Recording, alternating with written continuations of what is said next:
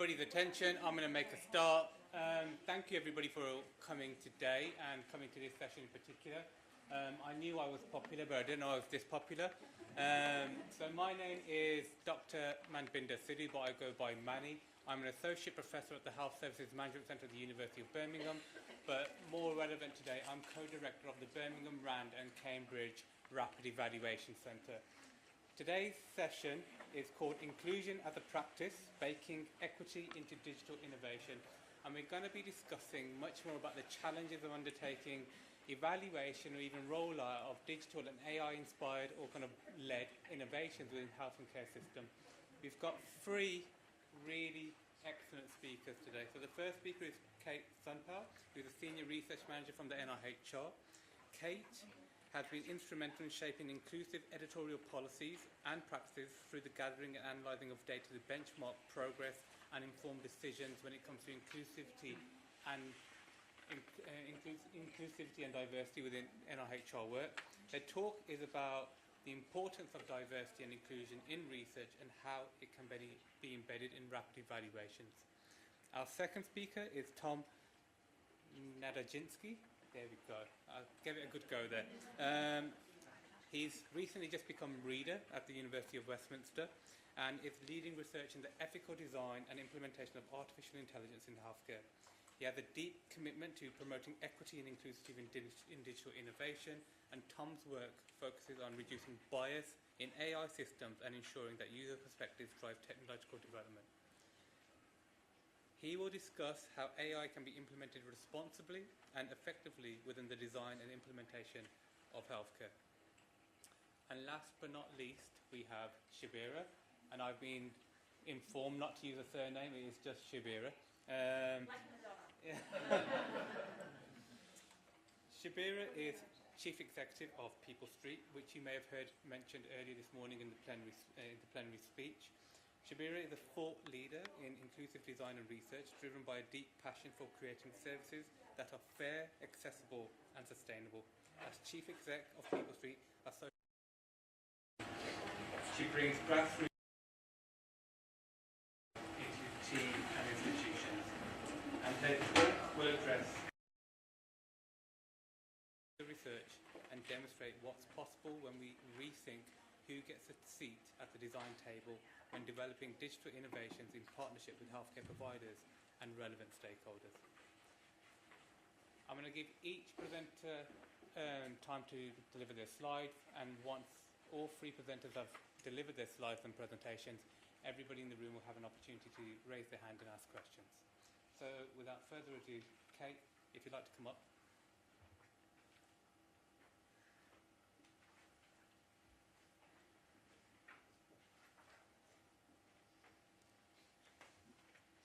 Thank you, and thank you everyone for having me here today. I have come here today to talk about diversity and inclusion in research and inclusive language. And I think we've all been aware that diversity and inclusion seems to have been in the news constantly at the moment, and sometimes it can feel there's been a massive backlash against it. However, I think it's more important than ever to focus on diversity and inclusion, with many inequalities, and especially health inequalities, still existing. So today I want to talk about the importance of diversity and inclusion in research, how it can be embedded in rapid research evaluations, and introduce you to our inclusive language guide. So to provide some background, I just wanted to share some recent data from both the NHS and the NIHR. So the latest workforce race equality standard figures from the NHS show that from staff from a black background, only 39% believe that their trust provides equal opportunities. Black and minority ethnic staff are finding it harder to progress than their white counterparts at 76% of NHS trusts, and white applicants are significantly more likely to be appointed from shortlisting. And 27% of black and minority ethnic staff reported experiencing harassment, bullying or abuse from staff in the previous 12 months, compared to 21% of white staff. And if we look at their disability data, it showed that staff with a disability are more than twice as likely to be in the capability process. 33% of staff with a disability have experienced bullying from patients, service users or the public, 16% from managers, and shockingly nearly 25% from other colleagues. And the staff engagement score for staff with a disability was 6.4 out of 10, and that's a third consecutive year that has fallen. I see I've got a co-presenter, I should just carry on. And looking from at the NIHR on their most recent diversity data report, which was in 2022, it showed that applications from female researchers declined the higher they got in their career stages, from 71% from the pre-doctoral programmes to 37%. And applicants from ethnic minority backgrounds are less likely to be successful than white applicants, and also underrepresented in our funding committees. And there's also an underrepresentation of disabled applicants and award holders and professional committee members. So the NIHR now have a research inclusion strategy which consists of 5 different pillars. They are aiming to become a more inclusive funder of research, widen access and participation, improve and invest in the talent pipeline, embed evidence-led diversity and inclusion approaches, and collaborate with partners as well. And it's really hoped that by achieving these will help reduce health inequalities, therefore improving the health of the country. And recently, in November last year, the NIHR officially launched a new requirement that all applicants, when they're applying for funding, demonstrate how their research will address health inequalities and health and social care. Currently, this is just for domestic research applications. It will be a requirement for global health research applications in the future, but that's going to require a lot more collaboration and consultation with stakeholders just to consider the relevant terminologies and sensitivities. And this was just a quote from Dr. Gail Marzetti from the Department of Health, who is, we've got full support of them taking this forward, and as I say, really hoping that in time this will help improve the health of the nation. And I'll be talking about this in more detail a bit later, but I just wanted to put up some quick points of how this can be achieved. So obviously you can consider the diversity of our research teams and think about those opportunities for early career researchers, especially if we're thinking in the global health research sphere, and within that sphere thinking of those involved in community engagement and involvement as well, thinking about how we can involve them to help support the community. And again, thinking about the diversity of our participants and how we can disseminate the results. And just wanted, again, to give some context of the health inequalities that still exist, and it's obviously hoping that inclusion as a condition of funding will help address this. So just some recent data, which I'm sure you're probably really quite aware of, but since COVID-19, health inequalities have been widened further in England, and since COVID-19, the life expectancy in England in 2020 fell for the first time in 20 years. People living in the most deprived areas have a life expectancy a whole decade shorter than those living in the least deprived areas. And shockingly, black babies in England are 3 times more likely to die than white babies. There's worse health reported across all age groups and both sexes for people who identify as gypsies, now Gypsy and Irish travellers. Those with learning disabilities die 16 years earlier than the general population. That's 13 years for men and a huge 20 years for women. And people with severe mental health illnesses tend to die 15 to 20 years earlier than those without. And these are just really, really stark figures which really help illustrate what we're trying to do by embedding inclusion in research. So myself and Kat Chatfield, who is the editor-in-chief of the Journals Library, the NIHR Journals Library, have recently written an inclusive language guide, and the link which was available for you to click on here. And it's a really comprehensive guide. It starts off with principles, but it essentially goes off into sections where it focuses on different protected characteristics, the right language that can be used. And I do encourage you, when you have time, to have a look at this.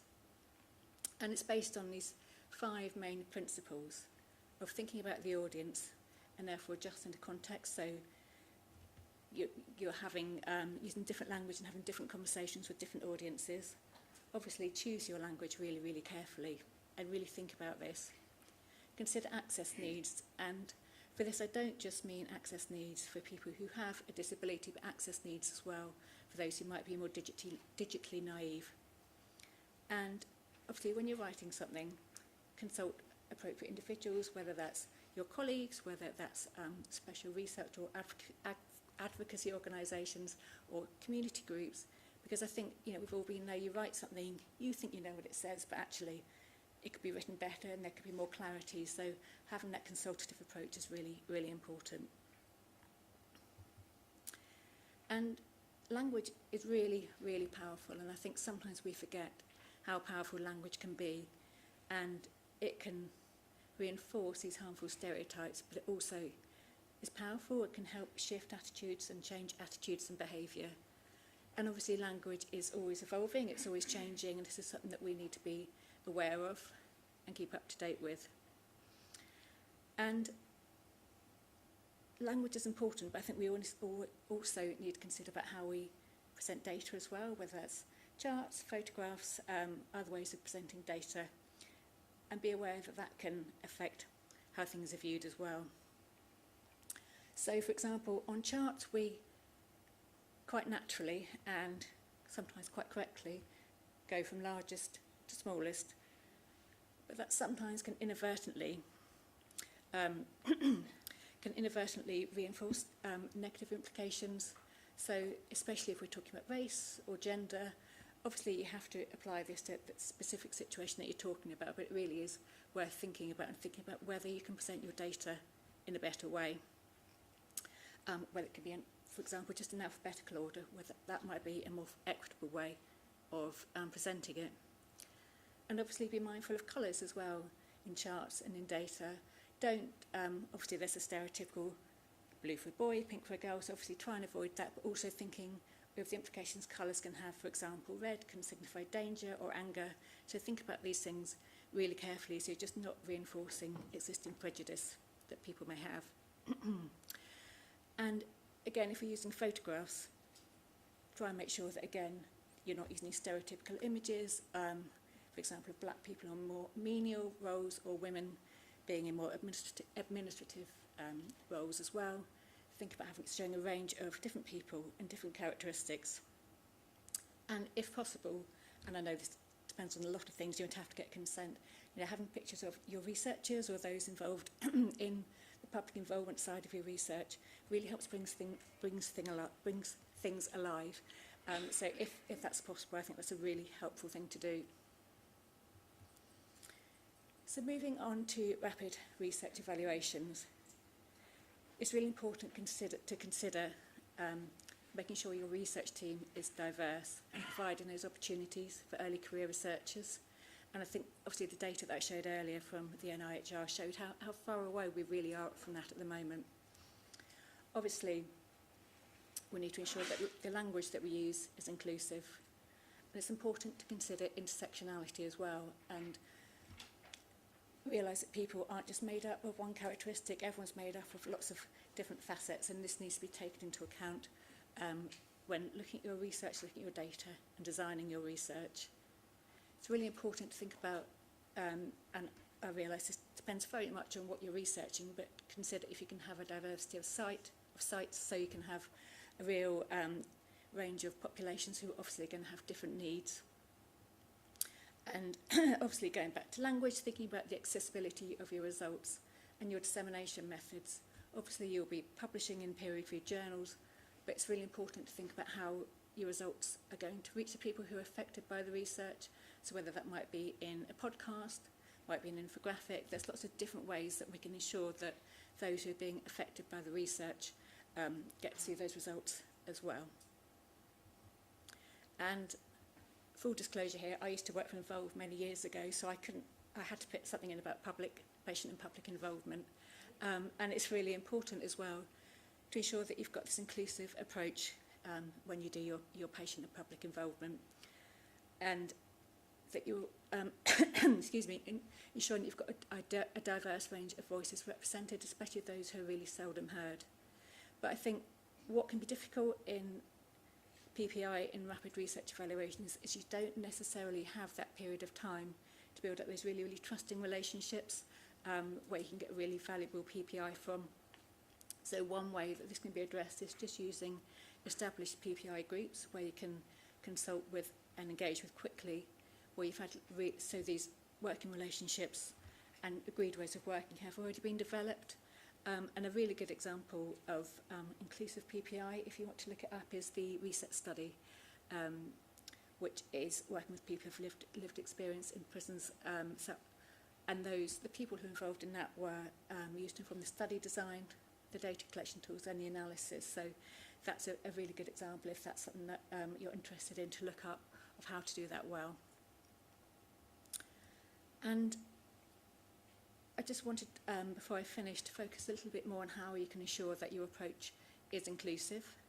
So we've talked about equitable participation, giving everybody a chance to speak, and giving opportunities for everyone to have their voices heard. Make sure that you are providing the right support and training. Make sure your communication is accessible and you're using inclusive language, and consider whether you might need translators, whether that's something that might help your group. And it's really important to support those with additional needs.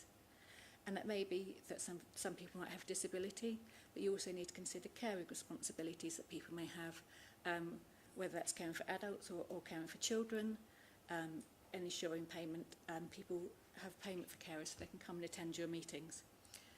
And, for example, if you're involving children and young people as well, making sure that those meetings are accessible for them, the language is right, they feel included and comfortable and feel able to speak up and have their voices heard. And ensure the meetings are accessible as well. So obviously making sure they're not necessarily in a working day. For children, it might be better to have them at the weekends or in the evenings. And ensure that obviously there's that physical accessibility, but also that, as I say, thinking about timings, that is really, really important. And I would direct you to the Co-Production Collective, which provides a huge section of really valuable resources on inclusive co-production and patient and public involvement, and the link is there on the screen. And that is all from me today. I shall hand over to Tom, but thank you very much for listening.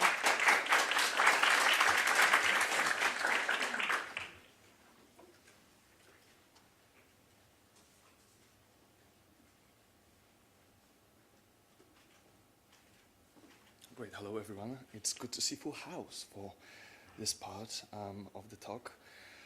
2 months ago, I about the effectiveness of conversational artificial intelligence in mental health and sexual health. And I reviewed 7 systematic reviews and meta-analysis. It was clear to me that there was no evidence for effectiveness. And in the short term, perhaps AI can achieve certain outcomes, but in the long term, it doesn't seem to show the effect as people anticipate. So I realized that a lot of people are making assumptions about AI because it's the new kid on the block. ChatGPT only came out like 2-3 years ago. And I've been doing research on AI for the last 10 years. And I come from the very psychological perspective, which you're going to see in my talk. But what resonates with me a lot about when we discuss AI is a little bit what we heard 10 years ago about nanotechnology, how it's all of a sudden going to cure the cancer, right? And it's not curing it. So as a psychologist, I'm currently studying the gap between the inflated expectations surrounding AI and its actual capabilities, often fueled by hype, misinformation, kind of economic pressures from people to make business out of it, and people kind of, I think, presenting the presentation in a first session, I think what I heard is that we don't even know what AI really stands for. There is no one definition, and it's very fragmented. And also what I heard is that there is no evidence. So a lot of people making a lot of assumptions. So what I also noticed doing this research, and very often when I discuss that with colleagues and scientists and researchers, is that there's a tendency to try to find a positive effect of AI, as if it's going to resolve the problems that we have. And very rarely positioning research from the perspective, well, what is the evidence for it in the first place? Why is it going to work or not? So I call it, I think we're all suffering from a collective AI delusion a little bit. And I'm waiting for Richard Dawkins to write a book about it. And we'll see. But because we're lacking evidence, our team, we have a bit of a, I would say, pessimistic but pragmatic epistemological assumptions about what AI may do. Just because it's all over us already, I think we're all affected by what's happening with AI. Everyone's talking about it. So rather than thinking it's going to make things better, what we do in our team, we assume that AI will make people poorer, AI will make people sicker, and because of that, it will increase health inequalities. So our research is very much fueled by those assumptions. If we get it wrong, I hope we do, then we will find out. But I think it's a very critical perspective to what a lot of people assume a different way of looking into AI. And also, I think that the way we form our research is that AI is a social problem because it's happening all over us without our involvement, and because of that, it needs a social solution, a collective solution. We got funded 4 years ago by the Health Foundation, slides, by the Health Foundation and the NHS AI Lab to trying to figure out what it will mean to develop conversational AI that helps to reduce health inequalities. And that what we mean by conversational AI is basically chatbots and the kind of a software that mimics the conversation with one another. We realized there was no evidence for it, and there was no way of measuring it. And many AI developers were focused on capabilities, on the revolution of improving health and the kind of especially looking at health minorities, but no one really knew what the practices were. So we tried to sort of go through that. So what we did to develop the kind of we call it the equitable AI roadmap is that through our research design, we synthesized 17 international guidelines. That was WHO, NHS, some guidelines from the EU, NIHR, to kind of have a bit of a blueprint of what are the practices surrounding development of specific roadmaps. And then we had a stakeholder consultation with people from the community, AI developers, doctors from the NHS, and we try to understand. So very briefly, this is how it looks like. I'm not going to go into too much detail. I'm going to give you a bit of a flavor, but if you're interested, I do invite you to read the paper. But we identified two distinct phases, co-design and co-development, and healthcare system implementation, and 10 different stages. I'm going to go through each of them just to give you a flavor of what we identify, what are the potential activities that AI developers may want to consider when kind of trying to develop conversational AI that will help to reduce health inequalities. So in the conception and planning stage, there's an emphasis on the identification and definition of specific health disparities. About AI and the kind of what is the AI trying to tackle here? It's about having clear outcomes, understanding the AI role and tasks, and who is the AI intended for? What is the tool? Who developed the tool for? Is it for everyone or is it for a specific population? But also to know what AI is going to do. What's the behavior change framework? Is there any theory behind it? How it's going to work? That needs an identification. In the second stage, diversity in collaboration, it's about involving the right people from the start, having a diverse team on board, not only experts and specialists, but people with lived experiences. So there might be patients and healthcare professionals, community champions and peer educators. It is really about understanding the cultural nuances that can be translated into the language and behaviors of the AI tool. So it's about having the right expertise from the very beginning. Then it follows the preliminary research stage, so it's about reviewing and understanding what we already know about the use of AI to tackle health inequalities. That means reviewing existing evidence, available tools that are already there, updated ethical guidelines, because they do rapidly change as AI evolves. It's also about knowing what good data sets for training AI look like? Are AI IT system accessible and suitable for the project, for the patients? What kind of systems we want to use? So it's about understanding the barriers to engagement with the tools and who are the people that are likely to be left behind, and having that understanding from the very beginning. In the co-production stage, it's all about working together. It's about the content, language delivery, translation to multiple languages to reduce barriers. It's about how AI is suited. Is it easy to use? If you want to give it a character, an appearance, a tone, is it suitable to all populations? Can they customize it? Can the chatbot be clear to people about the limitations, what it's able to do, what it's not able to do?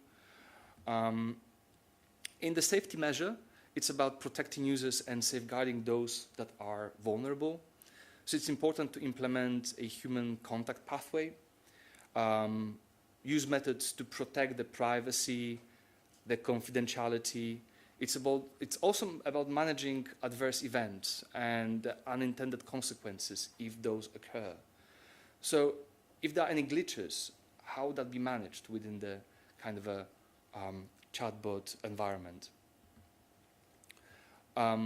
In the preliminary testing stage, which is the last of the co-production and co-development phase, it's about understanding how the tool works. So it's the proof of the concept testing. Is it working? Is it doing what it's supposed to do? Does it work for the intended population? Is the uptake of it? Is the hesitancy or disengagement with the tool? Why? So it's about incorporating feedback and having that feedback flow going constantly within that phase. And also, I think this is a good time to measure the impact of the tool on behavioral and health outcomes, to really understanding whether this tool is really helping those who really need it. Once we pass that phase and we look into the healthcare system implementation, it's about understanding the healthcare AI ecosystem, such as clinical pathways, governance, licensing, accountability for system failures.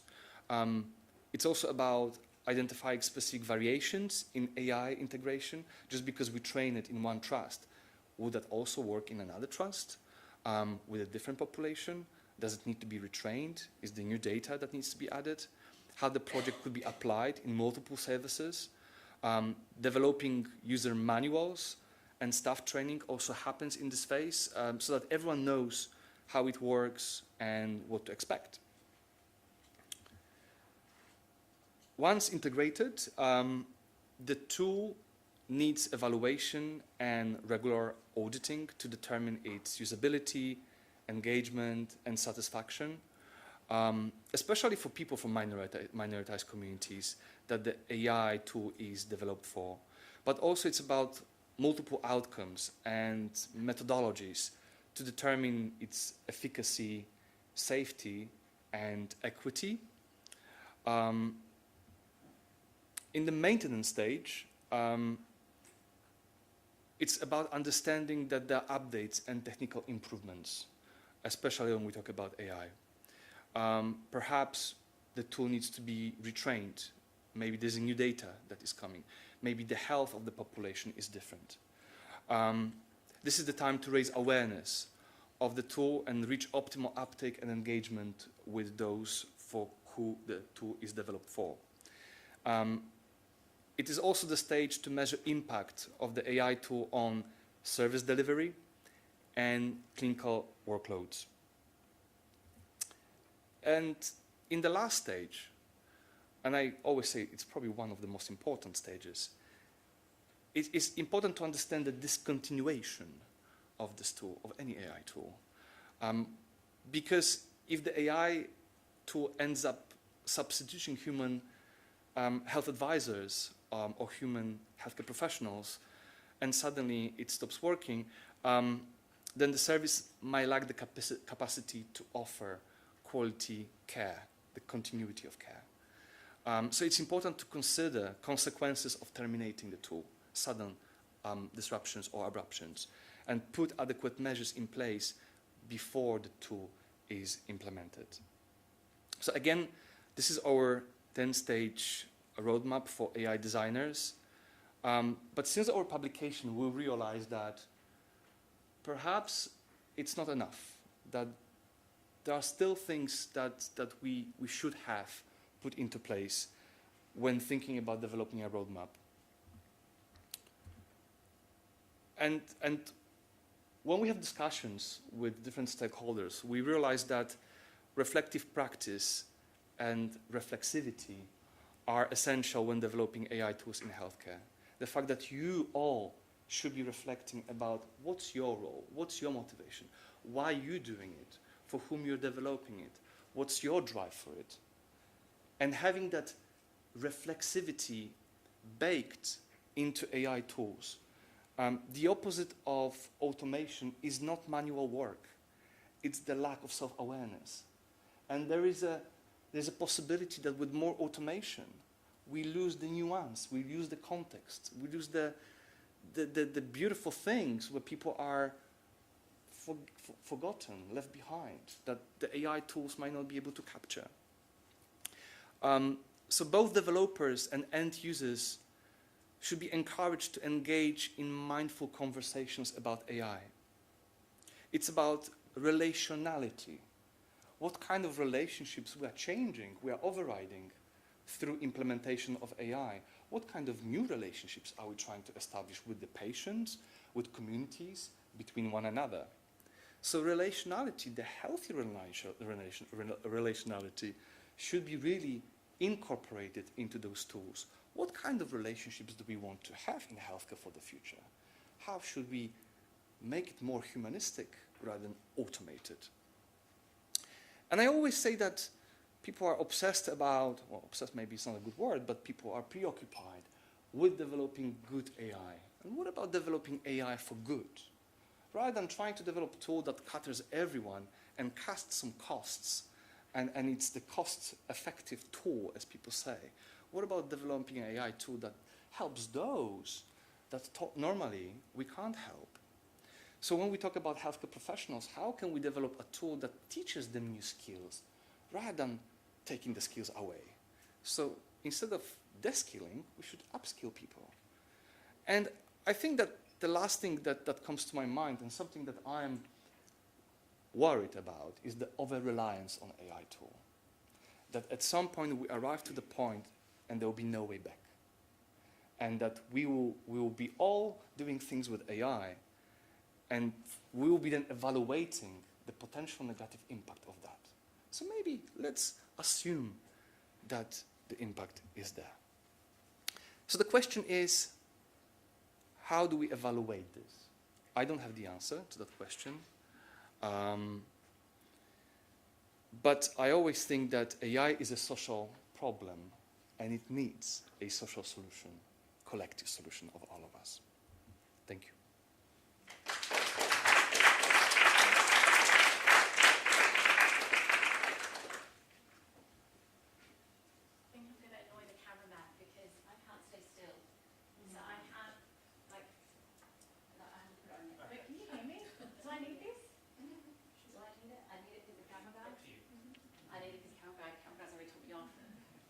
Okay, so how do I roam? And actually, I'm going to start with a story. But before I do that, put your hand up if you're an academic, you're a researcher. Yeah, just want to check my assumptions. Oh, okay, not everybody. Where are you guys from? I'm from University of Manchester. Okay, university. But university, is everyone university? No? Where are you guys from?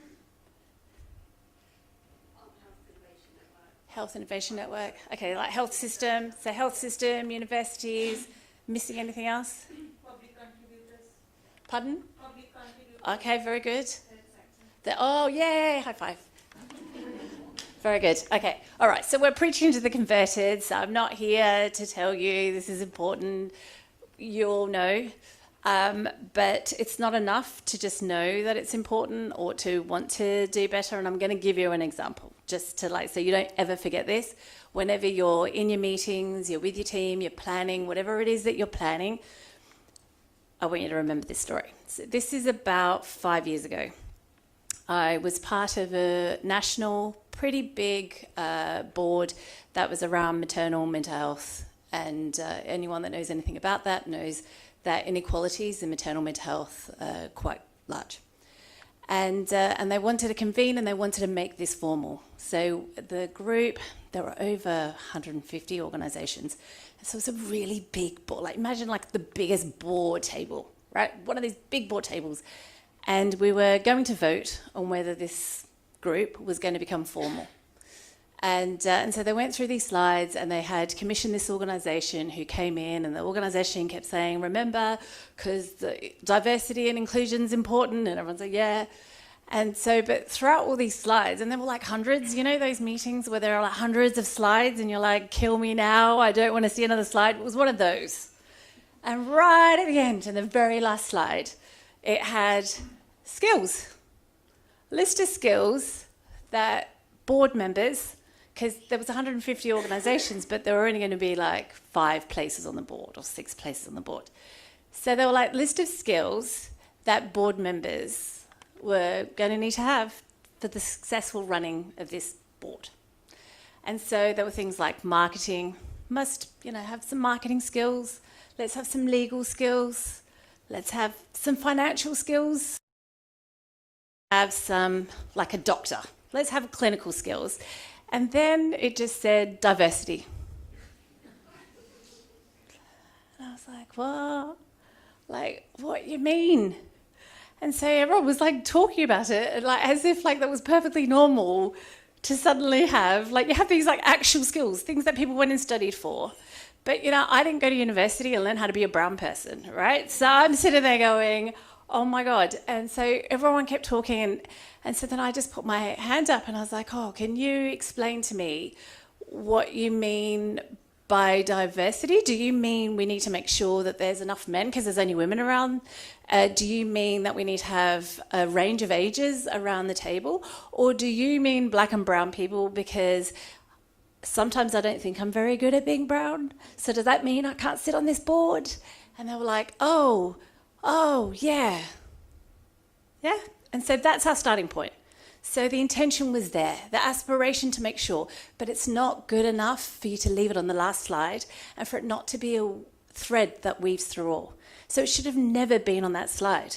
Instead, when we were looking at the how we're going to find, we would be talking about where are we going to go to make sure that we reach a diverse, and I say that in the widest inverted commas ever, a diverse group of people that when we interview them, we know that there's intersectionality built in.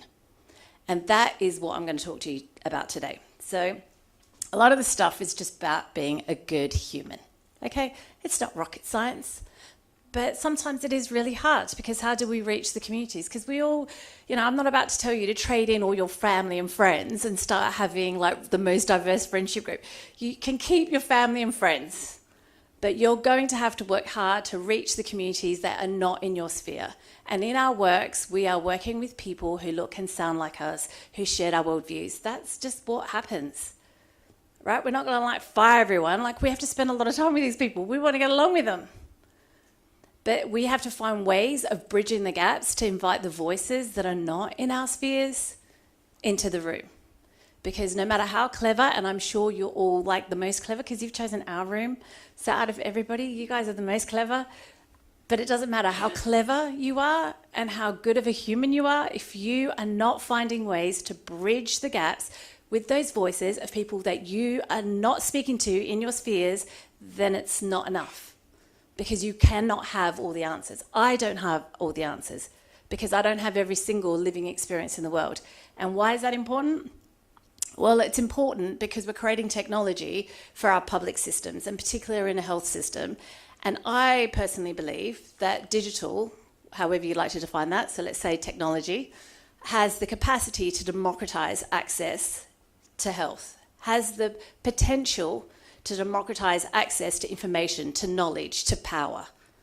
Because suddenly it's not the postcode lottery, like if my GP happens to tell me that something is happening in my patch, if it's funded in my patch at that time, suddenly if I am able to access that information, it means that I have the same information around breastfeeding is a good one because that is postcode lottery. Whether in your patch there's going to be support, peer-to-peer support or otherwise for breastfeeding. But suddenly you've got all these videos online and it doesn't matter if it's happening in my patch, in my neighbourhood or not, I can access information. I can even access the information if I live in another country because it's all on there. So it has the potential, but anything that has the potential to improve, you've got the other side of the coin, right? So we believe that it does. We believe that it has the possibility to make sure that the poorest communities, the most disenfranchised communities, the communities who are traditionally left behind can catch up, but only if it's created well. And we think the first step, the first practical thing that you can do is through proportionate universalism. I'm not great. I wasn't even going to do afterwards for you guys if there's something that's in there that you want to follow up with, because they'll share it. And so the first thing I'm going to tell you is about proportionate universalism. Do you know what that is?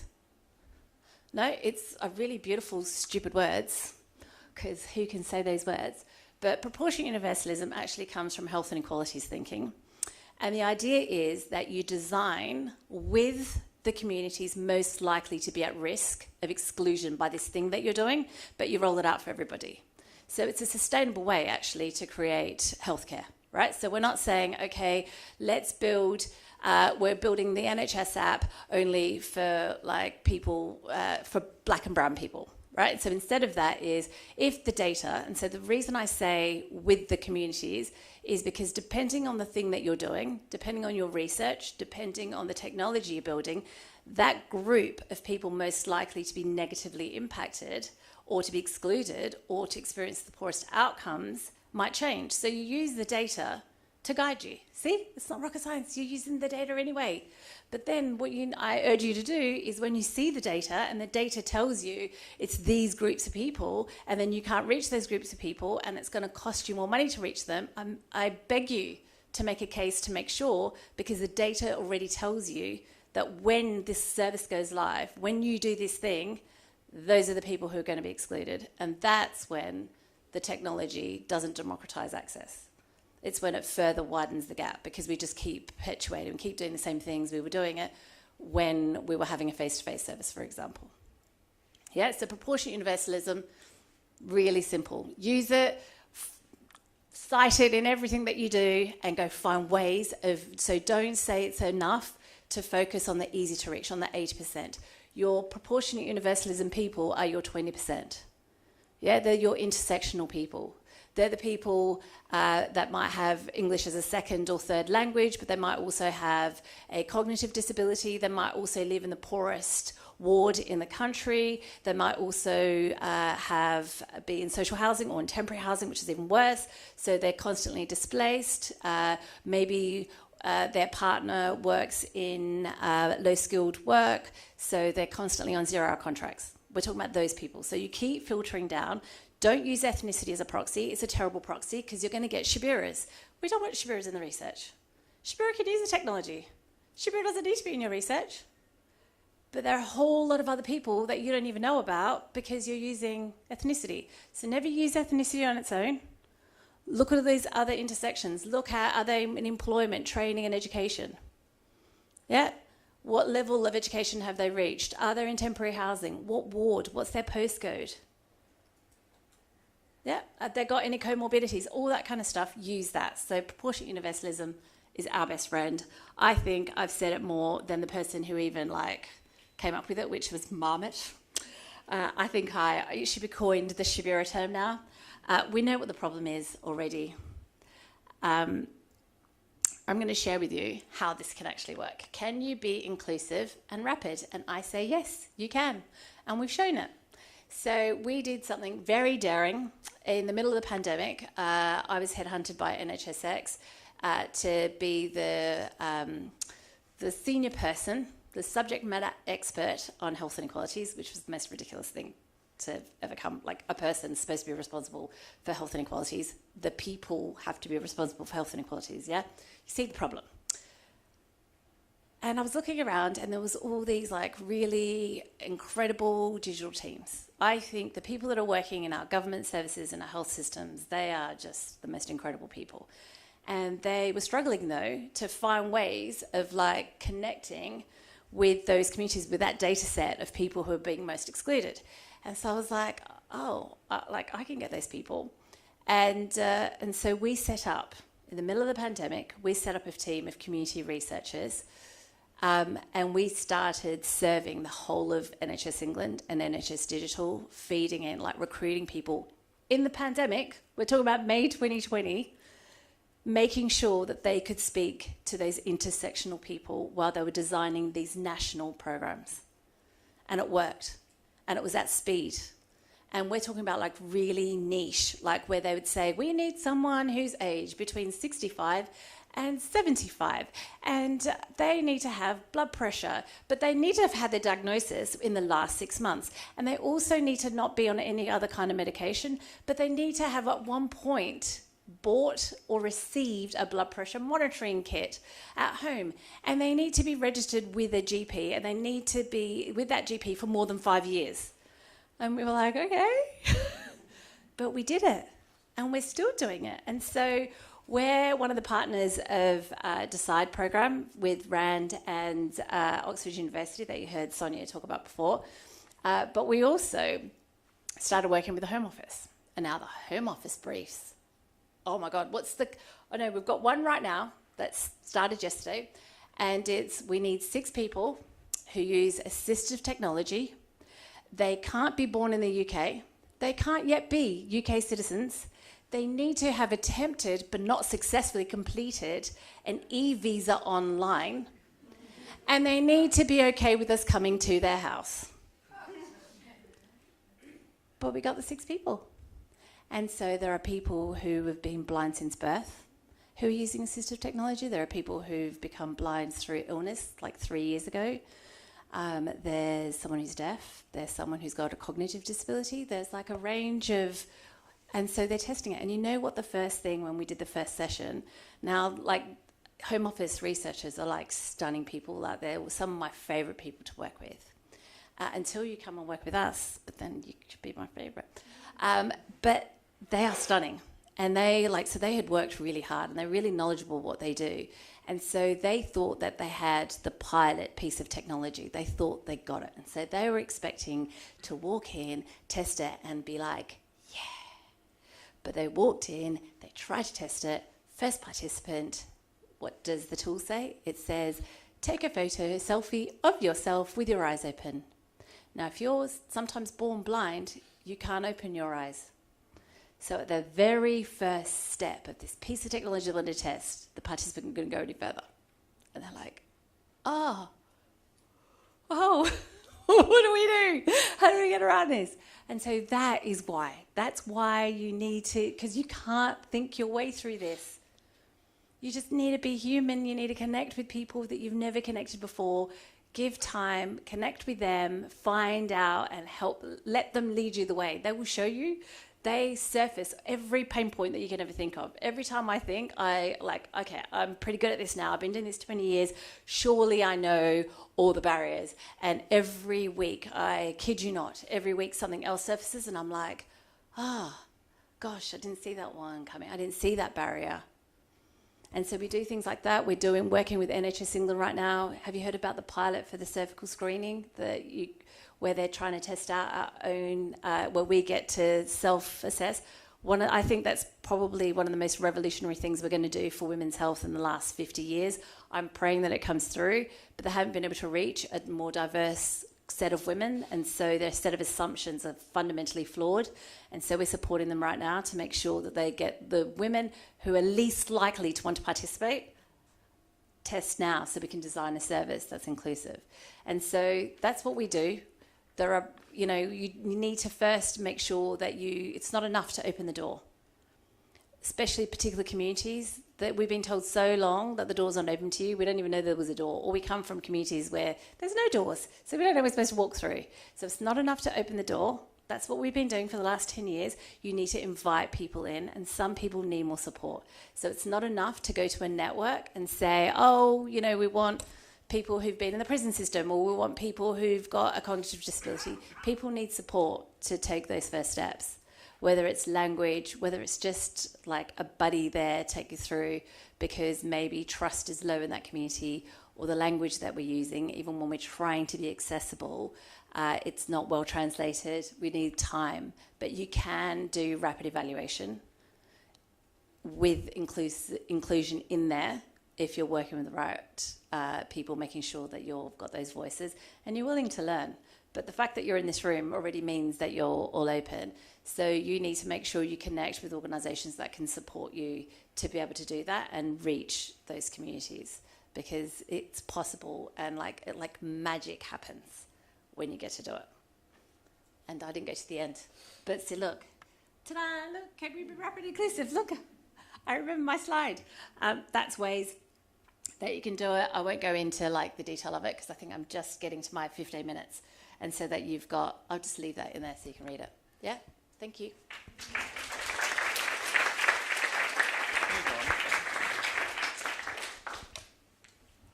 Thank you, everyone, and thank you to our speakers for giving some brilliant, some really, really good presentations.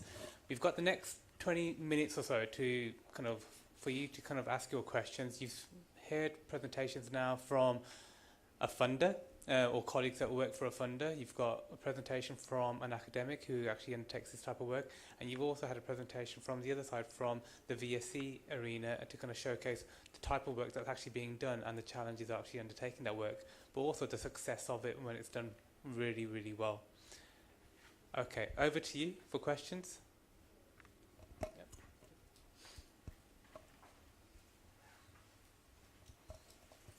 Hello, so I'm Elise Parkinson. Firstly, that was such a fantastic session. It was really inspiring, amazing. My question is for yourself. I'm sorry, I'm so terrible with names. Tom, I was really interested, I guess following on from discussions this morning, around in your maintenance phase, so in your 9 out of 10 steps, you've put a raising awareness of AI to those communities.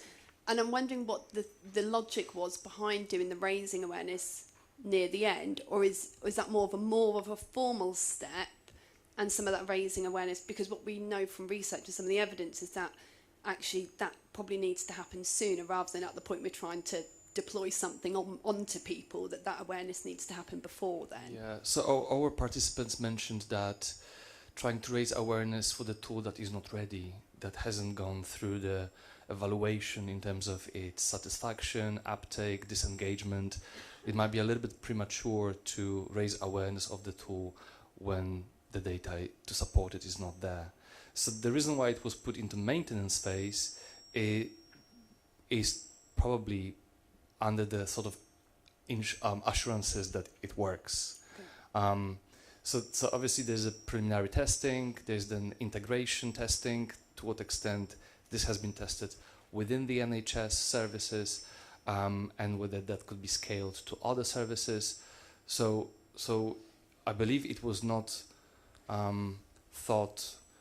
expressed through the participants that we had in our stakeholder consultation that it should be earlier. It's just a roadmap. I'm pretty sure that it doesn't have to be followed to the T, but it's only to guide what might happen. It's a really useful framework, and whether then, I guess, an evaluation perhaps of that framework in itself, in whether those stages work in that same way. Yeah. We haven't tested the roadmap. We have people from US and Canada and Australia that they are currently looking into that. The feedback that we have is that it's too expensive. We can't possibly do all the stages. I'm like, well, so what you gonna cut then? Which part? And what's the consequence of that? So maybe I feel that maybe this looks like a lot to ask, but we are hoping that it's at least to guide of what AI developers should be mindful of before they go into the process. So for example, the termination part, which a lot of developers don't even think about. It's never going to be terminated. And no, you have to think about it. If the product is discontinued for whatever reason, then you're going to leave the gap perhaps there. And what's going to happen? So yeah. No, thank you.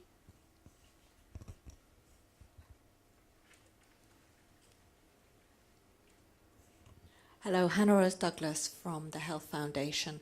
I found that a really interesting talk. A lot of it felt like is around that very early phase of evaluation, user testing, working out whether the technology will work for individuals. I guess I wanted to move it on a little bit and think about the structural inequalities that exist.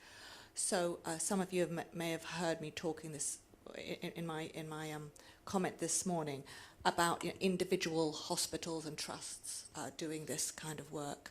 Now, often those trusts are the ones that are the big teaching hospitals. They're the ones with the charitable funding. And they're often in parts of the country or communities that are already better off. And then even a few miles down the road, say the Whittington Hospital here in North London, only 2 or 3 miles away, has no digital innovation hub, has no evaluation of tech at all. And that will be more likely to have communities that are using those services. And of course, the clinicians who are interested in these kind of innovations will be attracted to coming to the big teaching hospitals, because that's where they'll get the funding in order to do the evaluation, to evaluate these services in order to put them into. So that process is creating some structural inequalities. So I wondered if the panel had any reflections on not just the kind of inequalities at the individual patient level or the user testing level, but at this more structural level as well.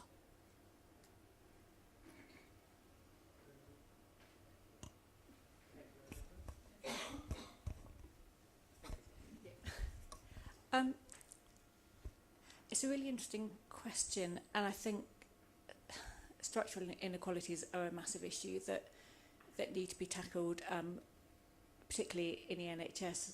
As you can see, some of the data showed that it's really massive, and I think it comes through culture change, which takes time. I don't think there's a really quick fix for it. It would be great if there was more support for those, small hospitals, small organisations to access that funding and to have those training programmes in place, especially for early career researchers, so that they can be sort of put on that journey earlier and that involvement can start at an earlier stage. But I don't have a solution, but I think it's just about early involvement, being aware of those structural inequalities and trying to use the data we have to try and change things, using the evidence we have to try and change things, and working with communities as much as we can in different organisations and working together and not working in silos so much. My initial thoughts around it is maybe in the way we're funding. So we know that resources are getting tighter and tighter. That's not going to suddenly change. So I think there needs to be more collaboration. And I think between those organisations, and so between the different hospitals, less competition, more collaboration, because as patients we go through, we see the NHS as a glob, not as these different trusts. So collaboration, more resource sharing, and so there shouldn't be, we just can't afford for every single hospital to have its own digital team or its own transformation team and all that. We need to be more collaborative. That's what organisations in the private sector, that's what they have to do. That you have to resource share, the whole open source, the idea that you need to share the learning that you've had, not piggybacking on what already works, not reinventing the wheel. We have a problem in the NHS. Everybody wants to be the one who comes up with this thing that kind of changes everything, and we keep reinventing the wheel. How many different manifestations? What PCT, health, strategic health authorities, if you're old enough to even know any of these things, showing my age, but we keep reinventing, ICBs, SHARs, whatever. We just stop with all their reinventions, start collaborating, think multidisciplinary as well. We need to be better at working across the disciplines, and when we can get better at working across disciplines, what we become better at? Being able to work across difference. Yeah, because we're not in those bubbles anymore. And so we start to be able to work better with voluntary sector, which means we start being able to like recruit more diverse teams and have like different worldviews around the table. And that's the only way through those mechanisms we're going to be able to get rid of any inequality, whether it's structural inequality or it's inequalities that we're baking in to the design of our technologies or our services. Sorry, can I just join in on that conversation? I'm not a speaker, but as chair. But it's, thank you. You're one of us, but it's actually really interesting that often there are some universities who much more commonly will go to the NIHR to get funding. So it wouldn't be the old metropolitan type universities. It would tend to be the more Russell Group universities that will get the funding. Now, those more metropolitan universities might have better links with kind of the VSE sector, which is actually quite common. So if you take the example of Birmingham City University as opposed to University of Birmingham, Birmingham City University has much closer links to the VSE community across the West Midlands. And now there's opportunities to build collaborations of networks of actually with these metropolitan universities, with the Russell Group universities, then aligning with VSE to kind of bring kind of more wholesale restructure and actually undertaking this work. So rather than simply going to, I don't know, my example would be University Hospital Birmingham, UHB, which is kind of the main player within Birmingham where the research is undertaken, you are going parts to the Black Country or other areas where this work is actually going to have more impact, but that's where the greatest inequalities are. But there's actually, where the impetus and drive comes from for actually achieving that is missing, and often it's down to individual kind of members who have a passion or drive to actually achieve this rather than a wholesale approach. So just to kind of add on that, sorry, I've kind of taken your thunder there, I do apologize. Back to you guys. Yeah.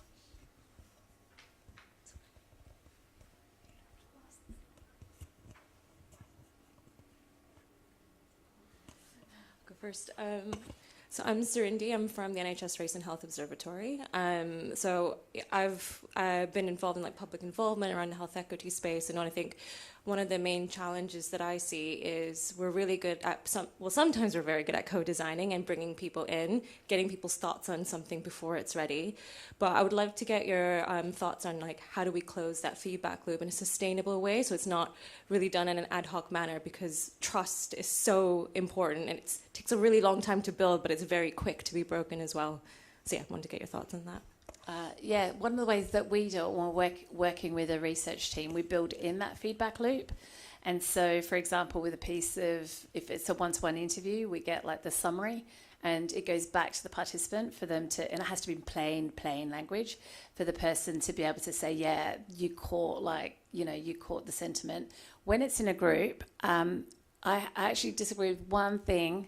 I love you, but I disagree with one thing, and that was going to existing PPI groups. I actually, for a long time, I hated the word PPI, and I hated the word PPI because of the way I was seeing it get done, and it becomes like this professional PPI. And again, you get like Shabiras in the group, and that's not what I mean when I say get those voices in the room. And so instead I urge you not to be going to professional PPI, where normally when you do have a black or brown person, it's someone who's professional, who used to be an ex-nurse or worked in the system, and then they've come and they're not going to give you really, like we just can't catch the same kind of things that someone like my colleague Nemo, who for the first time is sitting on the PPI for Oxford and the RAND study, the DECIDE study. And so that's possible with building support frameworks so people can get in. So feedback loops is always do like sense checking if you can.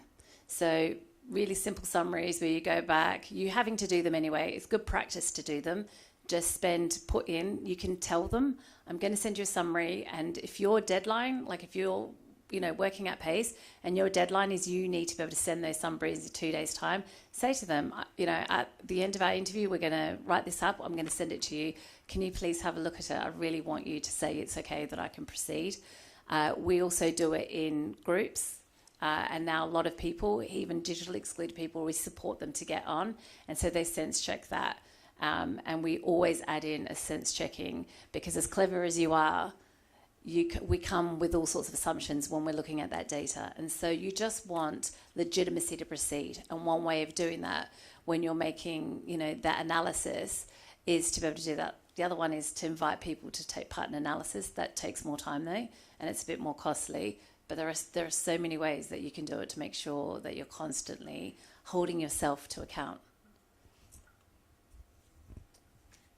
Sorry, I've got a question. Thank you. It's been a really insightful presentation from all of you.